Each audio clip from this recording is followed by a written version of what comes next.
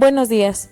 El día de hoy hablaremos sobre el tema de educación revolucionaria. La educación en estos años estuvo entramada en el complicado tejido de la época.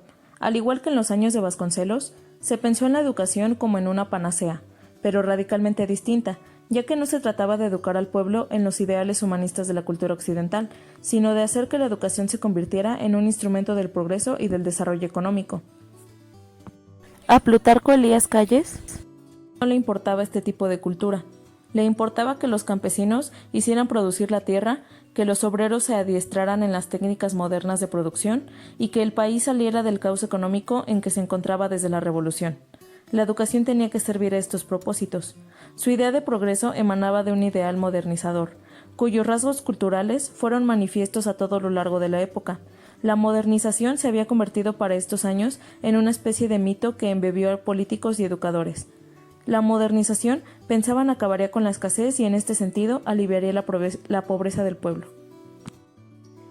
La educación revolucionaria fue un principio de educación pública, la cual buscaba la enseñanza universal y gratuita que se asumió en la Revolución Francesa. Después de que Vasconcelos renunciara a la Secretaría de Educación y terminara el periodo presidencial de Álvaro Obregón, tomó el cargo Plutarco Elías Calles, quien transformó aspectos del país y de la educación, ya que quería cambiar el concepto humanista que tenían en Occidente.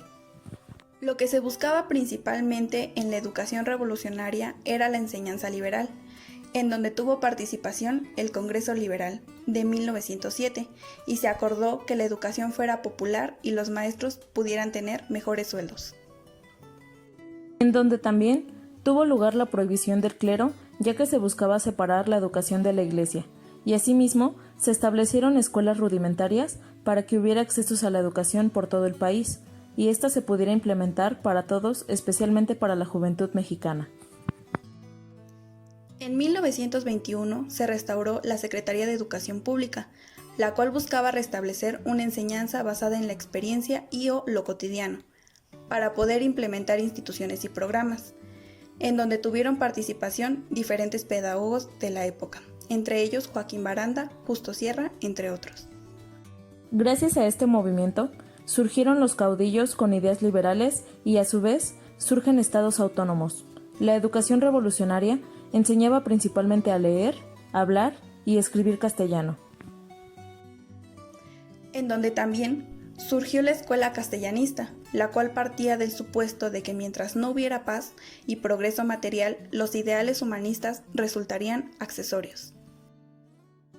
En medio de la enorme anarquía que caracterizó la historia educativa de estos años, puede observarse cómo el Estado empieza a ejercer dominio en el campo educativo, y esta es una parte fundamental de la trama educativa de la época.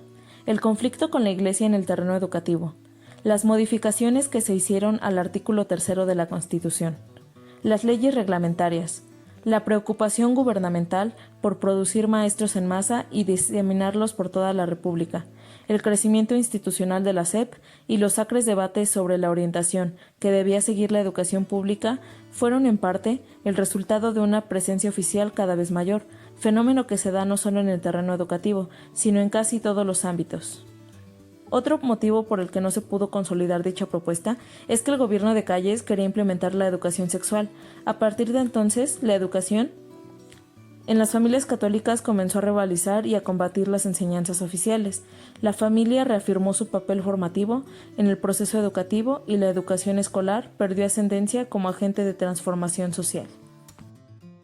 Bueno, pues con esto concluimos nuestra exposición, esperando y le haya gustado. Muchas gracias por su atención.